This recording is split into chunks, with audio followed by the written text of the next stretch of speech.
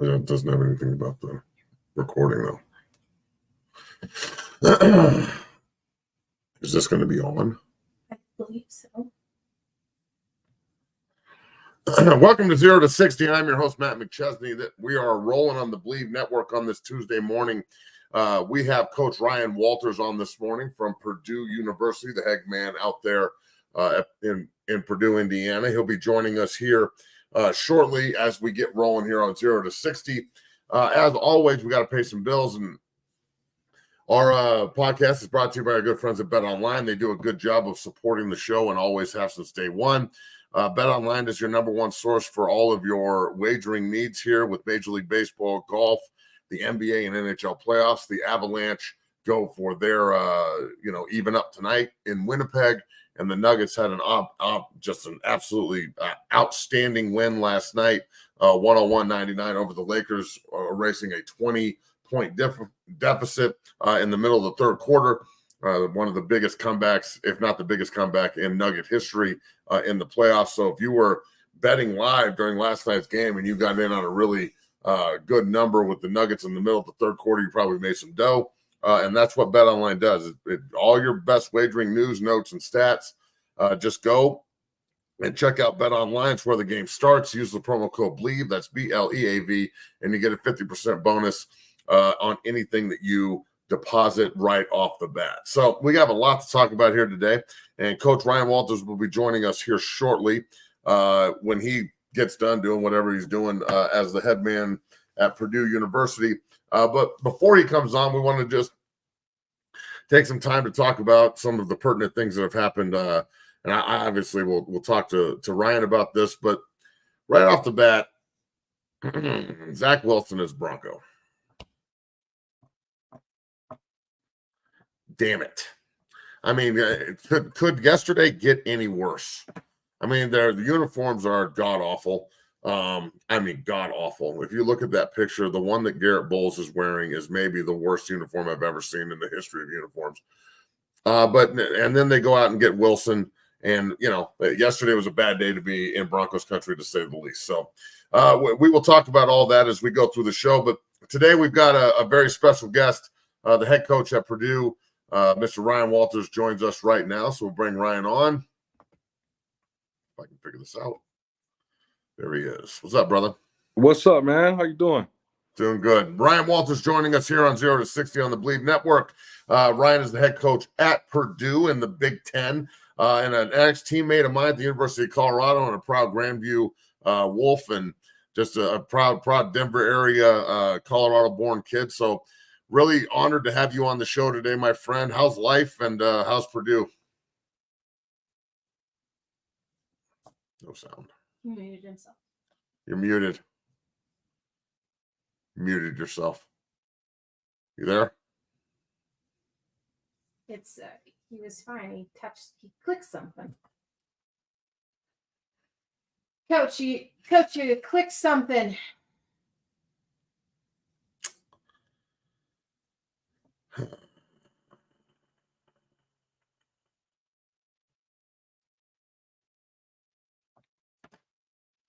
So we'll try and figure this out. Not sure what's going on with Coach Walters, but, it is what it is.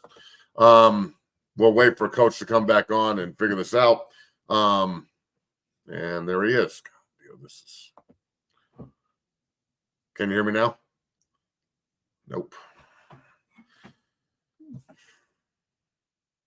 Might just want to wash this one. He says his mic's on.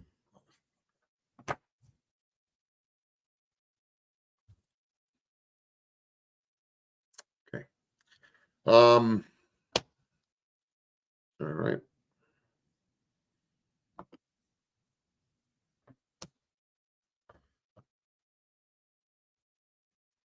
We're trying to get Coach Walters back.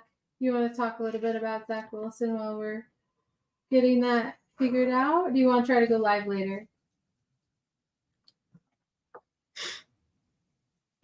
You got me. You got me, big dog. All right, cool. Can you hear me? Yes, I can. Can you hear me? Fantastic. Good. All right, so let's start this back over. We're live on 0 to 60 here on the Believe Network. I'm your host, Matt McChesney. And it's our honor and pleasure to have the head coach at Purdue, the great Ryan Walters, on the show today to talk about anything and everything college football related, the transfer portal and NIL, and the NFL and the draft, and so much more. Ryan and I played together at CU, both from Colorado. Ryan played at Grandview. I played at Niwot. And, we were part of a pretty special time up there at the University of Colorado, and watching, Coach Walters go from, cutting his teeth to one of the best defensive coordinators in America at the University of Illinois to, going to get the head coaching job at Purdue under 40 years old is pretty damn impressive to me. So Coach Walters joining us here on the show. Coach, what's up, brother? How the hell are you? And happy Tuesday morning. Yeah, life is good. Life is good, man. Happy Tuesday. It's good to see you, big dog. Yeah, man. The life's good out here in Denver. We miss you.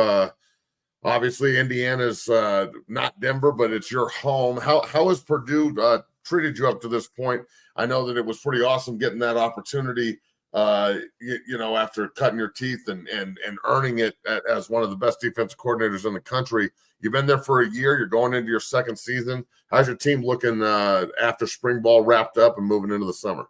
Yeah, man, we are in a much better place, a year post my hire, than we were this time a year ago for sure. When I got the job, you're trying to figure out, who's on the roster, what they're capable of, what all the different departments, that are involved in your program, how they're running, like how is academics set up, how is strength and conditioning set up, how is nutrition, what kind of resource do we have from a recruiting standpoint, what are our relationships like with academics on campus, and so to sort of navigate all those different areas and get them set up and up and running the way I feel like they should be running in today's landscape, to see that sort of play out and to see the growth that we've had, on and off the field, from this time a year ago has been humbling and exciting.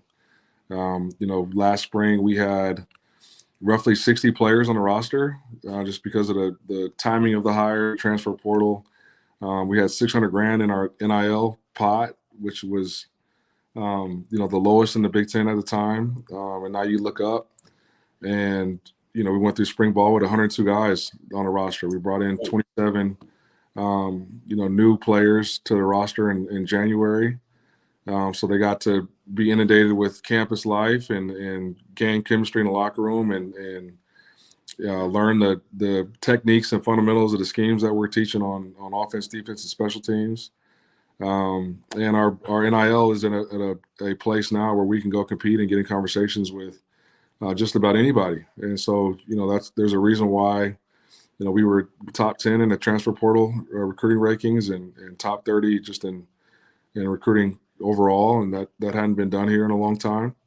And so I'm looking forward to seeing what that growth looks like from a productivity standpoint coming this fall. And Coach, we'll talk about the transfer portal and NIL in a second, but one of the things that I've noticed about your guys is they go to the NFL and play well, number one. And number two, especially at Illinois, watching the way that defense from week one when you took over, 2 years into it, and how good they were and how technically sound they were and how everybody hustled. You're a developmental guy. You're a developmental coach. Like I know you believe in it in your heart of hearts. Like that's what's the core of college football is developing talent. Absolutely.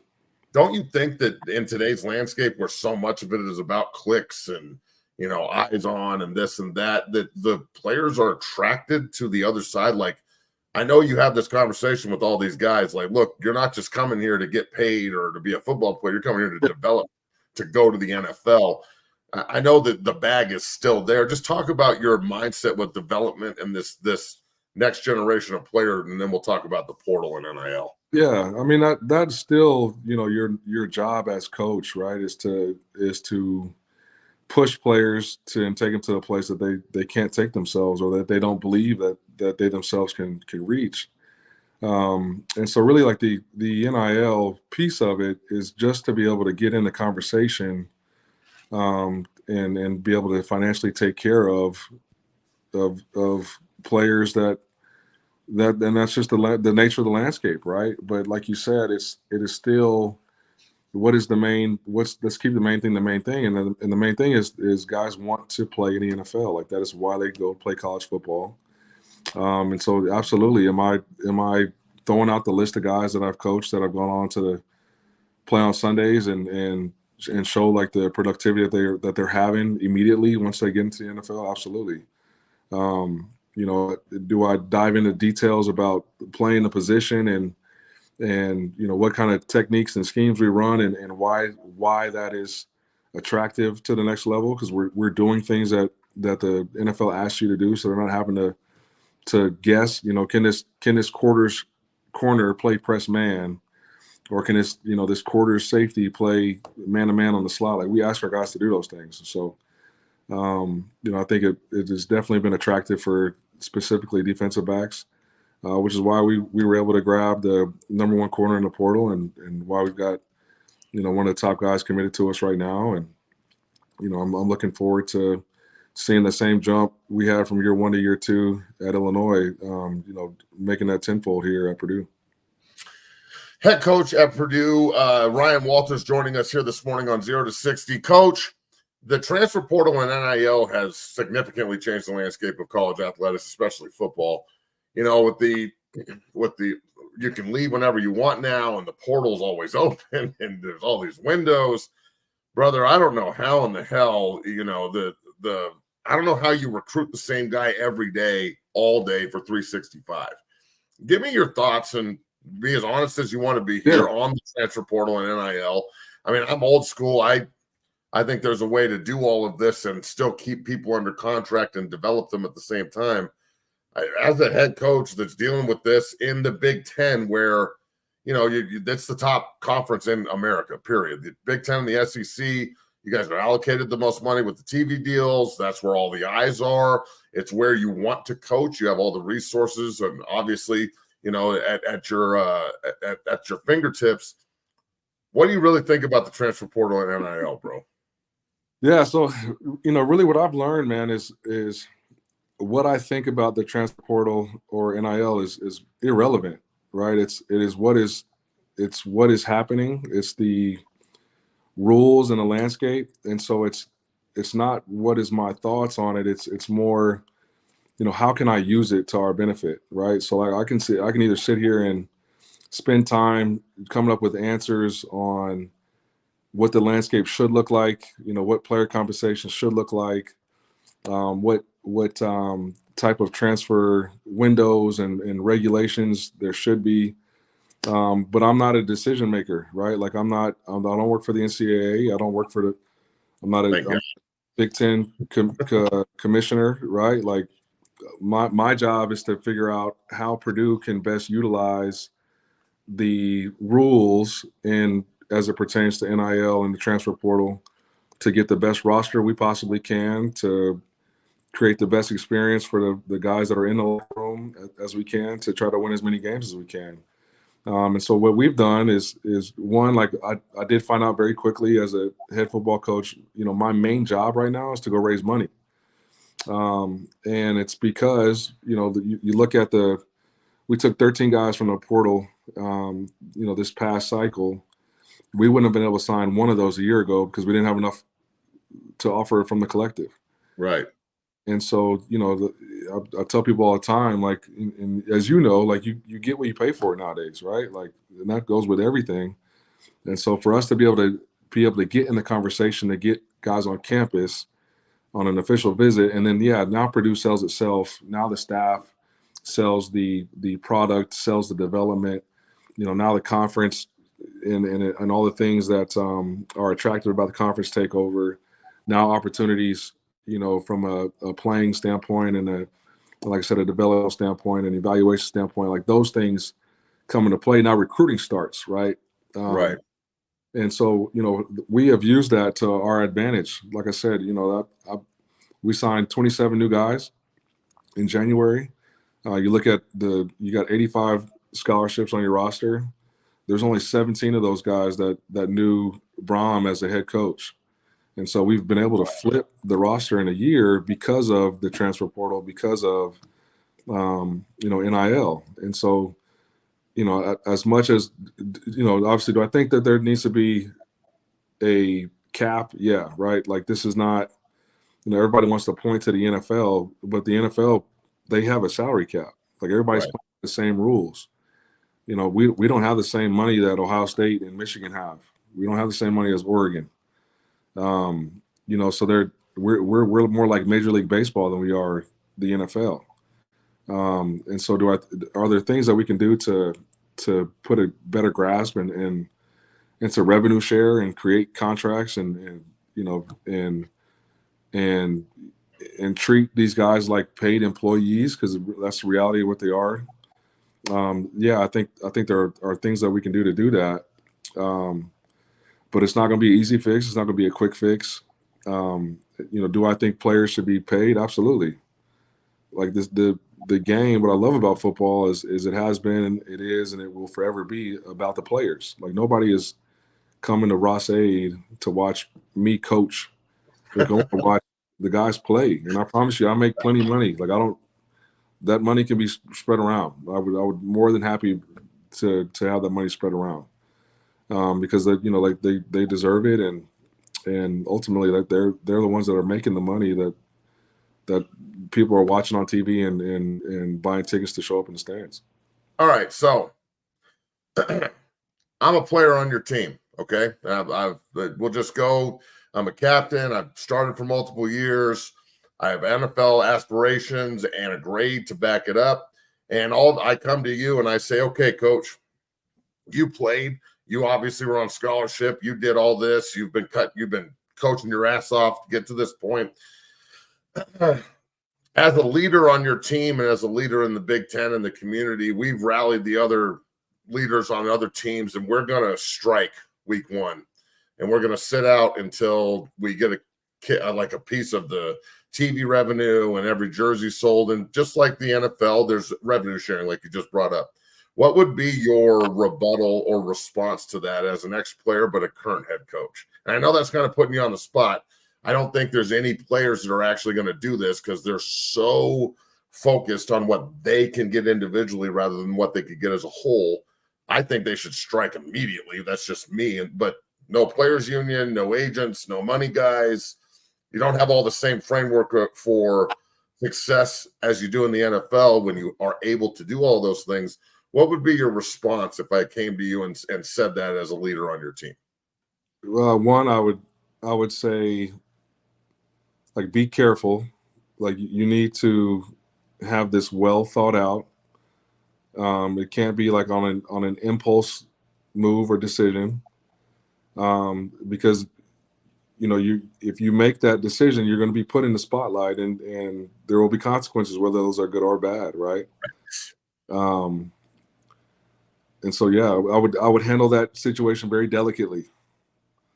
I do think guys want to play, at least in our locker room. Like, I think we've done a good job in the evaluation process on our number one criteria in the recruiting process is, do they love football? Right. And do they love football because of the things that come with the game, like because of Instagram followers or Twitter likes, or do they love the game for the game? And we, I firmly believe we got a locker room full of guys that love football for football.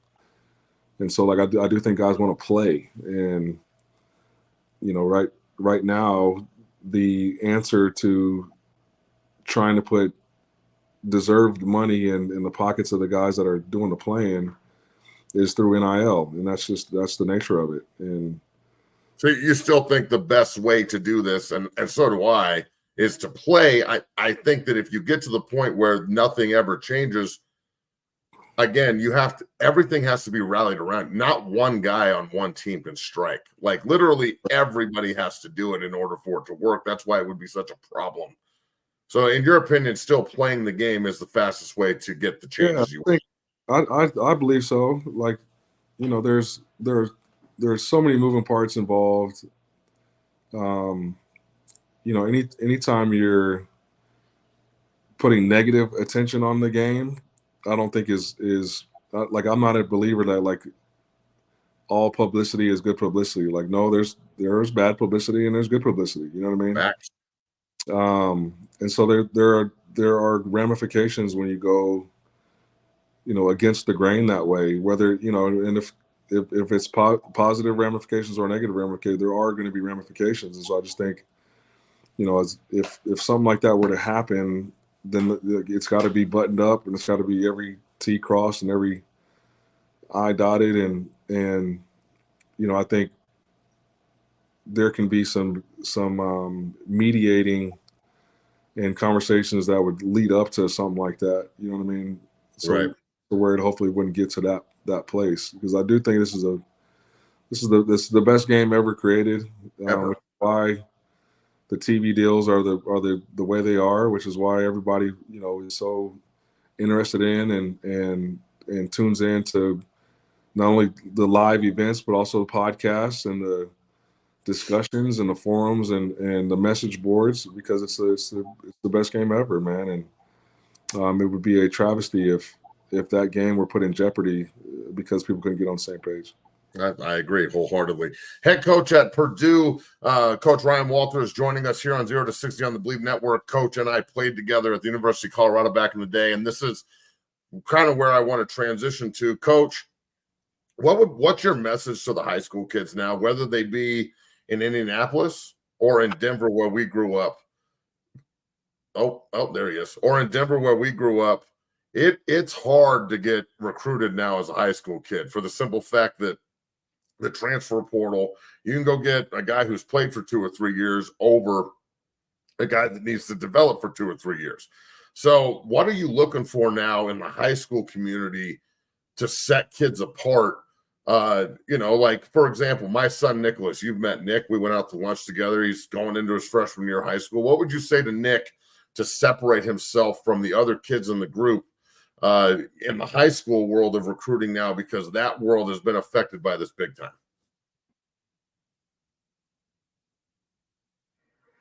Damn it.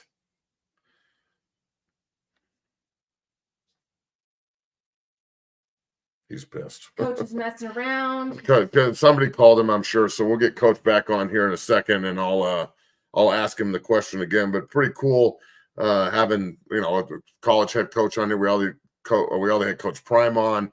I was talking with Coach Sharon Moore from the University of Michigan this morning. He's going to be joining us later in the year. So this will be pretty cool having all these guys on. You got me? Yeah, I got you, man. Sorry, dude. All right, Every cool. time somebody That's all good, brother. it messes up. It's all good. Did you hear the question? No, you said So message to high school kids, whether they're in Indianapolis. Yeah. So let's just say that like the high school recruiting is taking a hit, but I don't know if that's a good thing or a bad thing. I wanted to get your opinion on that. But then also your message to the kids in Indianapolis, the kids in Denver where we're from. Back in the day, that's the pool that they had to recruit from. You get a couple of transfers, maybe a JUCO kid here or there, but Coach Barnett had to go scour the entire Front Range to find players. And, right. Like the high school guys were the commodities back then. I'm not saying they're not now, but for example, like you've met Nick, my son, he's going to Mount Vista out here in Denver. He's going to be a freshman. He's going to play on varsity. Like what would you say to Nick or these other high school kids around here to separate themselves from a guy you can get that's played 3 years in the transfer portal rather than a high school kid you have to develop for 3 years to get to that point? How does this kid in high school separate himself from the transfer portal kid over here? Yeah, I mean, that's a good question. Now, I will say, if I think there's a misconception out there, and again, I can't speak for everybody else's program, right? I can only speak for what we do and how we operate, and what I've sort of seen, throughout the landscape in the last 3 or 4 years, right? I think if the cap on the number of guys you could sign was the same as it was before transfer portal and NIL, then the high schools would take a huge hit because you can only sign 25 guys regardless. And if you're signing 10 of them from the portal, then you only got 15 scholarships to give out to high school cats, right? Yeah. Well, now it's just your 85. Like you have 85 scholarships, so you could if you started a team from scratch, you could give out 85 scholarships in that calendar year. And so, like I said, we signed 14 from the portal this past cycle, but we've signed 23 high school guys. And so Nice. 2 less than we would have signed pre-landscape change, right? And so, like, I'm a firm believer, like, you don't want to get in that business of trying to develop and create chemistry and have cohesion in the locker room every year, right? Like, you want to use the transfer portal, in my opinion, to, like, if you have a left tackle and he's a junior, he's all Big Ten, he gets a day 1 grade, he leaves early, and his backup is a freshman and he's not ready yet. Okay, now you go get an older, more experienced portal guy. Right. Like, that's to me is how you use the transfer portal. It's just to fill holes where there might be gaps from a age and an experience standpoint, depending on whatever position that comes from on a roster. But, like, in order to be a developmental program and to have cohesion and to have chemistry and to have culture, like, you still need to start in high school. Like, the main group of guys, the foundation of our program is going to be like my first freshman class, right? You got guys like Dylan Thieneman and Will Helt and Winston Berglund and Geronte, all these young guys that have done a little bit of playing, who will be in the program for 4 years. And now, there's the same message is getting preached. The standard of operation is being upheld. You're not having to convince a bunch of different guys to come together every year to try to do things the way you want to do them, right? And so what I would tell high school kids nowadays would be the same thing I told them prior to is, first and foremost, in order to separate yourself, like, you have to look different on tape. Like, you have to dominate whoever is lined up across from you, snap in and snap out. If I'm an offensive lineman, I got to look like the best offensive lineman and perform like the best offensive lineman on the field that day, every Saturday or every Friday night. You've got to be able to go to camps and perform and dive into the details of your craft. Like, if you're not standing out on tape, then, like, you're not going to get recruited. And so, but if you are, like, if you're good at football and you do separate yourself, like, somebody will find you. Now, it might not be the school that you want to go to, because that school might, we're taking 2 at your position and we're already young there. So we got to go get some older guys. So, like, those opportunities might be less, but there's still going to be schools that need that feel comfortable with where they are at that position, that need depth and having guys that are going to be developed in a program. Now, Coach, if people don't know and they weren't listening or they just tuned in, Coach Walters and I played together at Colorado. We're both from this area. Coach went to Grandview. I went to Niwot. We both played at CU in a very special era, in my opinion. And obviously I'm a homer, but I think you would agree with that too. That era, if you look back, there's guys that we played with that are all over the community of football and all over the community of leadership all over the country. And I'm talking everywhere, from Joel Klatt to you, to everything I'm doing, to Sean Tufts, and just Pesavento, everybody. Yeah. So it was a very special era at the University of Colorado back in the day. And I still walk around and carry this with me, with the pride and tradition of Colorado Buffaloes. We're not being trusted to the Timid of the Week. And I know it's something you rode with hard, because if this is something you may not know about Coach Walters, but he'll run up and put a fucking lick on you quick with pads on. Yeah, he is not messing around. So how, taking that into the professional world, I got to play a little bit in the NFL. I know that you wanted to go down that road and it didn't work out for you, and you funneled that into coaching. Yep. How much of what you take from Colorado and our time there under Coach Barnett and those great coaches that we had in that special time, how much do you take of that on a daily basis with you into your your job at Purdue, your job at Illinois, and the best thing about coaching is there's always going to be another opportunity down the road. How do you foresee it moving forward into your future as well? Yeah, obviously, like I do think, just as with anything, like sometimes you are a product of your environment, right? And growing up in Colorado, having my dad play there, seeing, my first introduction to college football was, watching those guys win national championship in the 90s, you know what I'm saying? Mm-hmm. All of those great teams. And then Barnett, winning at Northwestern and coming back to Colorado. He coached my dad when my dad was at Colorado.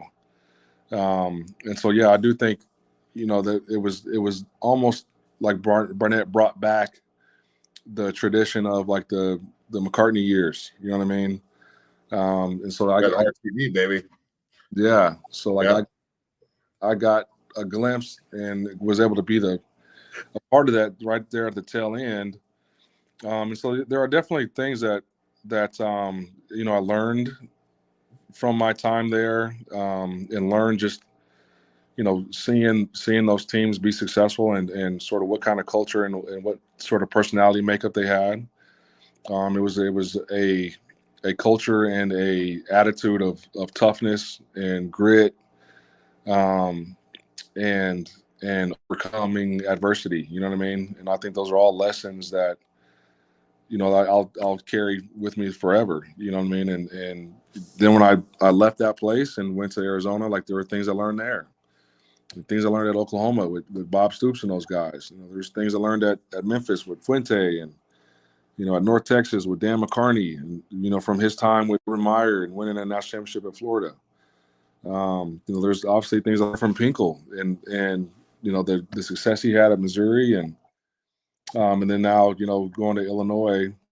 There's a lot of things to learn from Bielema and the championships that he won in Wisconsin, and the time he spent with Belichick in the NFL with the Patriots. And so I think, when you get to a place where now you get to make the decisions and run a program the way you want to run it, you draw from the experiences, both positive and negative, that you have experienced throughout your career, to find out, what works for you individually.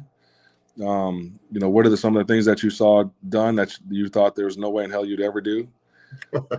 And, and so you sort of make up your own program and your own schedule, and you stick to it and you believe it, and you follow, you see it through. And so that's what we're in the process of doing right now. Do you ever steal any of GB's speeches? Like, did you steal the "Kill the Bear" speech, or like "I don't care"? And did you ever steal any of his shit? The only thing I've stolen from is "Start it over." Start it over. What is this bullshit? Start it over. You guys are ready to go. You guys are ready to practice. Start it over. But look, that's the community of what we do here. It's the guys you played with, the guys you coach with, the guys you coach. It's all one big family, and that's the beauty of college football. One more question for you here before we get you out of here, Coach. Going back to that, talking about everything you learned through all these different stops, what are you looking for in a coach? Like this next guy that comes up that maybe let's say Austin Johnson doesn't get a chance to play in the NFL, but he wants to be a GA. Like what would you say to like this next group of players? Because not all of them are going to play in the league. Everybody thinks they're going to, but it ain't happening. And even when you get there, it's a monster of a business once you get in it as well. What would you say to the next kid who's maybe not going to play anymore, but still has that passion to go coach? What would you give? What advice would you give to him? Because you just reeled off like 8 different stops, and you learned something different at every one of them that got you ready to be the head man at your current position. How old are you? 39? Just turned 38. 38. So, I mean, you're 38 years old and you're running a Division I Power 5 program in the Big Ten. That's big time, dog. So what would you say to that next kid who's 22, 23, getting into this shit to be 15 years down the road to be in the position that you're in? Yeah, what I would tell them first and foremost is like you have to love ball, right? And if you love it, then Yeah, and if I you love love it, then this will be a beautiful profession for you, because it still feeds like all of the needs that you had as a player, right? Like you're still in a leadership position, you're still in that high pressure, high stakes scenarios. You still got a team oriented setting. You're still setting goals. You're trying to accomplish goals, and it's still a relationship driven business, right?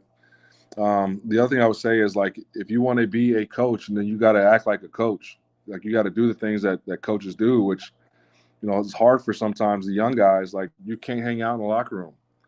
You can't go play video games at the boys' house. You know what I mean? You can't get your hair cut by the players.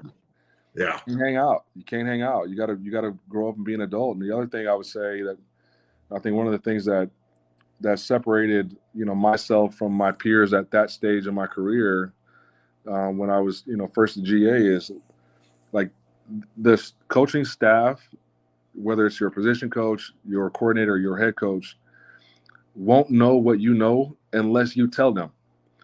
And so I think a lot of times guys, because of their position on the staff, like are afraid to speak up or afraid to challenge or afraid to make suggestions, when the reality is like that is the only way I got hired at 24 at Arizona, is because Mike Stoops knew exactly what I knew, because I would say it. I would challenge him sometimes. I might get cussed out in the meantime, but at least he knew what I knew and how I got to those conclusions. You've got to be comfortable having uncomfortable conversations. It's different when you're playing free safety and JJ Billingsley messes up and you cuss him out, and you go hash it out in the locker room, and then now you're playing video games at the end of the day, like, because at the end of the day you're boys, right? Yep. But it's a lot different when you're 25 and you got to go get on a 18 to 20-year-old, and now they look at you some type of way. Like, are you going to have the restraint and the professionalism to be able to handle those uncomfortable conversations? And are you going to be willing and courageous enough to hold people accountable when they may react a certain way? And those are all lessons that you have to force yourself to doing in order to become comfortable. And so I think when a young coach gets to a place where they're confident in their knowledge of the game, and are comfortable having uncomfortable conversations with their peers and the guys that they're coaching, then sky's the limit, man. Like you have the ability to be a good coach. All right, I lied to you. I got one more question because I forgot to answer it. I forgot to ask it earlier. All right, the head coach of Purdue, Mr. Ryan Walters. Coach Ryan Walters joining us here on 0 to 60 on the Believe Network. Thanks for everybody in the comments, and we'll answer some of your questions when we get Coach out of here in a couple of minutes. The NCAA and everybody just improved microphones in the helmets, so there's no more like fucking choreography on the sidelines, and Michigan can't steal signs anymore and shit like that, right? How much do you think that's going to even the playing field, bro? Because I know that you were none too happy about that situation as a competitor. Watching them go 15-0 and win an Natty, it's got to be like, all right, well, let's see how you do when you're not, when everybody's on a level playing field. Yeah. Why do you think it took so long, number one? And then number two, are you pretty excited about that? Because that takes it to like, now we're just talking. One guy's going to relay the message, and it's good on good. Yeah. Well, so there's a couple variables, right? Like one, like let me set the record straight. Like I think Michigan was going to go 15-0 regardless of they're pretty good. They were a good ass team, and I got to see that firsthand for the last 2 years. And two, like I don't know how much it's going to change, because you only got one person on offense that's on the field that has a headset, that has the headphones in their helmet. You got one person on defense, and so offenses are still going to go fast. Like offenses are still going to go up tempo, and so even if it's the quarterback, he's still going to have to signal to the receiver. You know what I mean? To the on defense, like, because offenses are still going to go fast, the defense still is not going to huddle. And so you're going to have to sit, like either the middle linebacker or your safety is still going to have to relay the message. And if you're at home, you ain't going to be able to hear shit. So you still going to have to signal. And so I think there will be times in games where offenses will slow down and huddle, which will allow defenses to slow down and huddle and utilize the use of the mic. But I just think because of the style of play you see in college football, where it's different than the league, like league is more game management and trying to win a game that way, where college is like, we're going to try to light it up and try to create as many possessions as possible. Well, in order to do that, the communication has to be quick and be able to relay in a timely fashion. And the best way to do that is with a signal, right? Like you do one Right. signal, talk to 11 people. Now, I think they would have accomplished the goal if everybody had a headset. Like if everybody on the field had a headset, then yeah, you're just talking. And now it's a fair game. I don't think it's going to alleviate as many problems as people think. I just think it was sort of a knee-jerk appease response to the allegations that were had at Michigan. And that's a wrap. The head coach at Purdue, Coach Ryan Walters, joined us today on 0 to 60. Brother, all the best to you and your family. Love you. Keep doing your thing. You know we're pulling for you big time out here in Denver, Colorado. The next time you come back out, get at me and we'll get together. And I got some high school kids you need to look at, so I'll be sending them your way as well. Absolutely. Love you, Coach. Pleasure. Take it easy, brother. Thank you so much for coming on the show. Absolutely. You'll have a good one. Peace, brother. Peace. Man, it's so cool having people like that in your corner. You know, Ryan and I were great friends at CU, and to see him achieve all these goals and under 40 years old, being a head coach at the University of Purdue. And, you know, look, when the day comes that Coach Prime moves on from Colorado, that needs to be your next head coach in Boulder, 100,000 fucking %. If anybody wants to disagree with me on that, I will die on that hill. Now, that was an incredible interview. Sorry about all the technical difficulties, but we're both old guys, and these phones and shit sometimes disagree with us, right, Bree? Yep. But there are people in the comments that, you know, are talking about Coach Walters, but they're also talking about Dylan Edwards going to the transfer portal. Now, we knew about this last night. We knew. Bree and I were talking about this last night. I was talking about this morning with Big Tank at the gym. It's not my job to break fucking news. I'm not Adam fucking, what's the dude's name? Schefter or Munster Tiger up there in Boulder. We'll let them break the news. But look, there's this perception, and these are texts from coaches and guys in the industry, that kids in Boulder don't want to compete for jobs. And that's why McLean and Edwards, and you see all these like guys that came in with Prime that were part of this movement, you know, primarily those two leaving, the Brantley kids leaving. Like there's kids that have been part of the you know, Coach Prime movement that are out the door. I don't know if it's they don't want to compete as much as it is Dylan's been here for 2 years, going on 2 years, and he thinks he's the starter and he thinks it's his job. And then they bring in the Ohio State kid and they're bringing in the Miami of Ohio guy. And maybe he didn't like it. Maybe he was just like, look, I Coach Prime told me one thing and I'm living another thing. Now, I don't know if that's competition based or if that's just feelings based. I don't know. But I'll tell you this. This is no different than the National Football League. And this is what everybody needs to get a hold of here. And on Coach JB's show tomorrow morning, I guarantee you we talk about this shit because it's just more ammo for all the Prime haters out there. But college football, this is the way it works. Coach Walters just brought it up. They brought in 13 portal guys.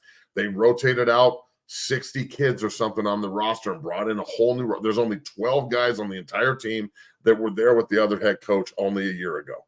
So CU's not the only one doing this. But at the same time, what's wrong with it? This is what football is, man. It's an opportunity-based business. And if you don't want to compete with the guys that Coach Prime's bringing in, he will let you go to the transfer portal, and he will probably just red carpet your ass to it. Now, is losing McLean and Dylan Edwards, does that hurt? Dylan Edwards is a hell of a player, yeah. But it's not like he's not replaceable. I mean, let's be real, folks. We're all replaceable. I'm replaceable. Walters is replaceable. Coach Prime is replaceable and was replaced when he got old. His son's replaceable. Shiloh's replaceable. Coach Saft's replaceable. Rick George is replaceable. You're replaceable. None of you are special. Everybody better work their fucking ass off or you ain't going to get what you want. So my mindset on this has kind of changed a little bit is I don't care how many stars are next to your name. I don't care what you think about yourself personally. We're like, especially running back. I come from an era, especially at CU, and then I played with like guys like Curtis Martin and Thomas Jones and Correll Buckhalter and all these other great backs in the NFL. I don't know why I threw Buckhalter in there, but whatever. Definitely Curtis Martin and Thomas. And then when I was in Miami, we ran the Wildcat with Ronnie Brown and Ricky Williams and Patrick Cobb, and like all those guys got replaced, and they're fucking way better than Dylan Edwards. So if I'm Dylan, I would say to him, like, we need more than one back. You're not a power back. You're a scat back. We're bringing in other guys to get carries. The McChesney kid kicked rocks. He didn't want to compete. Apparently, Charlie Offerdahl was the baddest motherfucker alive. Watch out for 44. He might be your starter. And good for you, Charlie. Bro, like I've said multiple times on this show, I told Charlie and his dad that they couldn't play at CU, and they looked at me and said, "You're full of shit." And I said, "Prove it," and they did. And hats off, dog. I'll eat crow all day. But I don't think Charlie's going to be entering the fucking transfer portal. He wants to play. So look, sometimes the grass is not always greener, boys. I mean, sometimes you just have to eat a little bit of shit and smile and keep working and wait for your opportunity. It's not like Dylan Edwards wasn't going to play or wasn't. It's not like the McChesney kid wasn't going to play or McLean wasn't going to play. They just maybe weren't starters going into camp. And if Coach Prime told them that they would start and then they didn't, well, that's because the other guys maybe overcame and played better and performed better and lifted better and ran better and did everything better. Again, equal opportunity-based business. It doesn't really matter what happened when you got there or how many stars are next to your name when you got there. It matters what you do when you get there. Again, getting there is not the fucking point. What you do when you actually get there is the point. So again, I'm going to sit here and trust the coaching staff that if they're allowing guys to leave, that they're going to replace them, which they apparently already have. Now, I don't know how you're supposed to build any team chemistry like this. I don't know how you're supposed to trust your teammates when you don't know their names, but that's not my problem either. If this is the route that college football wants to take and it wants to be mercenaryville free agency all the time, then goddamn it, you better figure out how to develop talent, how to get them all to play together at the same rate, because this is a game. Every game you're dependent on your teammates, but no other game you're more dependent on your teammates than football. And if your offensive line doesn't play well, ask Shador how well last year went. He threw for a ton of yards, but he got murdered because his offensive line couldn't block anybody. So, again, it all goes hand in hand. If you receivers can't catch the ball, you can deliver it. They can't catch it. If you can't deliver it, doesn't matter if you can catch it. If we can't run the ball, but we have great running backs, don't fucking matter. If we have shitty running backs and a great offensive line, don't fucking matter. So everything's got to go hand in hand here. And the fact that, like, people don't understand that, it's really starting to bother me a little bit. Like, just because you have a fucking YouTube account doesn't give you the right to chime in and act like you know what the fuck you're talking about. I have a question. Yes. What is the propensity for CU becoming a talent farm recruiting triangulation point for transfer portal kids? Like, guys just go there to try it out and then get plucked somewhere else? Right. Well, I think that's everywhere, right? Like, Coach Walters even brought it up in the interview. If you're good enough, you'll be found. So, like, think about it like CSU. If Coach Norvell struggled this year with his good players getting purged, it happens at the lower level schools. So the group of 5 schools, you're going to get plucked. It shouldn't happen in Boulder. I don't know if that is happening right now. I think, the McLean kid, the McChesney kid, Edwards, unless they have other suitors, I think they're just going in the portal because their feelings are hurt. Gotcha. Like, look, if I'm a coach, which I am, and I say, I'm going to bring you in, and I'm glad you're here. But the minute you get there, my job is to replace you and find someone better. Period. That is the fucking job. And especially in the transfer portal era, that is the job. The minute you get there, I'm glad we got you, and we're going to ride you until the wheels fall off. But you know what? If we can find someone better, we're going to replace your ass lickety fucking split. And you know what? That's the way the coaching staff goes too. Because Coach Prime isn't in the business of just keeping guys around. Nick Williams went to Syracuse, and he went and got Warren Sapp. And, you know, and it's you can't be mad if a kid goes in the portal, but you can question why he's there. I mean, let's just be real here. There's a lot of fucking hurt feelings in Boulder because they're bringing in other kids. If you're recruited to the place in the same style that you leave, how can you be mad? If they recruited you to Colorado in the transfer portal era, which they did, and they told you it was equal opportunity when you got there, and you got there and you started to think you were special and you didn't have to go with the equal opportunity mindset, and they brought somebody else in when you were already there, and now you don't want to compete in the equal opportunity realm that you committed to. Well, how is that Coach Prime's fault? How is that the system's fault? This is what it is. Does Dylan Edwards and McCaskill and McLean think that they're going to go to other places and not have to compete for a job? Do you think that Oklahoma State and all these other places, like I just brought them up, but Purdue, you think that they don't have fucking running backs and safeties and corners and receivers and all these other guys on the roster already? So it isn't. They're just going to give you the fucking job? Yeah. Like, bro, you're already there. You're already established. You've been through a fall, a spring, a fall, an off season, and a spring, and now you're jumping in the transfer portal because they brought in 2 other running backs. Well, they just lost a running back. Of course, they have to reshuffle the coffers. I mean, this is why, like, Charlie Offerdahl is gonna play for him next year, because he might be the only guy left, because everybody's fucking feelings are so hurt that they're bringing in another guy. They brought in the big tackle Kirkland from Texas. Does that mean all the other tackles are going to transfer? Is Jordan Seaton going to jump in the transfer portal because they brought in another O-lineman? Or do we need 8 or 10? I mean, fuck, man. As a guy who played both ways, not in the game, but who practiced both ways and, you know, I had my master's degree in football. I need 9 defensive linemen that can rotate. I need 4 starters and 5 guys that can rotate. We'll play 7 of you. And I need fucking at least 9 offensive linemen, maybe 10. I'd love to have 12, 3 guys on the practice squad if possible. And we're going to rotate because motherfuckers are going to drop like flies. And this shit is a collision sport. Everyone's going to get hurt. And some of you are going to suck. So I need to be able to replace you. And now we can. Now we can just go in the transfer portal and replace your ass. Now, there's a lot of turds in the portal. Talking to a bunch of coaches last week about this, the spring transfer portal window, you don't usually get guys like Dylan Edwards in it. But I'd really like to know, like, what needs to how many goddamn backpats, blowjobs, and fucking NIL deals do you fucking need before you just play football? I mean, goddamn, guys. Every time they bring in a new player, you're going to go to the transfer portal because Coach Prime lied to me. That McLean video that he put out about how he wants to go play for a place that's not all about clicks. Motherfucker, you loved the clicks when you were the point of contact and everybody was blowing you about you going to CU, and you got there and you had to fucking play and you actually had to improve and go to class and do things that college football players have to do, and you didn't want to do it. So you're going to the transfer portal and then you point the finger at the coach because you're a fucking turd. Now, I think Dylan Edwards' feelings got hurt. He's far from a turd, but again, that's oh, man, I'll tell you, jealousy, that's a trait that I just don't possess, and I'm so glad. So, look, man, the situation up in Boulder is no different than the situation everywhere but Lincoln. Nebraska didn't have one guy leave, and they didn't bring in one guy in the portal.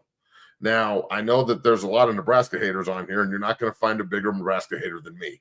I fucking despise them. But I sure do respect Matt Rule and what he's doing. And there's 2 ways to do this. The Coach Prime's on one end of the spectrum, where you're doing it with the transfer portal and getting guys in and getting guys out. And Coach Rule is building the fence around his program and saying we're keeping guys in and we're developing them. And we'll see what happens the 3rd week of the season next year. And I really hope they find a way to play that game every year moving forward. But we'll see what happens with that. I'm just saying there's 2 ways to do this shit. And then there's in the middle where your Coach Walters at Purdue and you got 23 high school kids coming in and 14 transfer portal guys. So I don't know the answer to all this. It's an individual case basis. And there's a lot of kids that have a lot of fucking feelings and a lot of people in their ear, and tampering's legal. And you never know. Dylan Edwards might have had 4 or 5 schools in his back pocket saying, if things don't work out in Boulder, just jump in the transfer portal and come to us. That happens constantly. I don't know how many coaches I talk to that are always asking me to call up guys and see if they have any interest in going to school here or going to school there. Braden Miller went in the transfer portal from Michigan State. I heard from 10 different coaches, like, you think you could have him reach out to me? Well, I don't know. I don't work for free, number one, and neither does he. So no, I don't think I can just reach out on good faith in a handshake deal. Again, football's a fucking business. Act accordingly. So, look, that's all we're going to talk about here today. Thanks to everybody in the YouTube and the Twitch. We really appreciate everybody getting involved and liking and you know, being part of this. Make sure you subscribe and pound the like button. The super chats and the subs are open. We appreciate everybody getting involved there. Great interview with Coach Walters. Tomorrow we'll be back. I don't think we have a guest tomorrow. I'm not really sure, but I'll let you know on social media if we do. And then on Friday, after we wrap up the draft on Thursday night, we've got the Let's Talk Broncos draft party Thursday night in Aurora. Where is it at again? The Rock At the Rock Restaurant and Bar. If you want to come by and talk shop and see the Let's Talk Broncos crew and Bree, and I'll be there with my boys and, you know, just bringing in the draft. Hopefully the Broncos trade back and trade their uniforms in at the same time. And then Friday, we'll have Drake Nugent on, the national champion center from the University of Michigan. Will be at the lab over at 6-0, and he'll be in-house and talking shop and getting ready for a big day on Friday, because I don't think Drake's going to go in the first round on Thursday night. He's a center. That usually doesn't happen. You know, go 30, 31st, 32nd usually. But if that happens, I'm going to lose my fucking mind, and Friday will be a great show. But I'd imagine Friday or early Saturday, Drake will come off the board, and that's going to be an extremely emotional moment for the big guy, because I'm sure I'm happy for my guy and proud of him and all the work we put in throughout the year. So, yeah, everybody for everything you do to support us. We appreciate you. Have yourself a great day, and thanks, folks.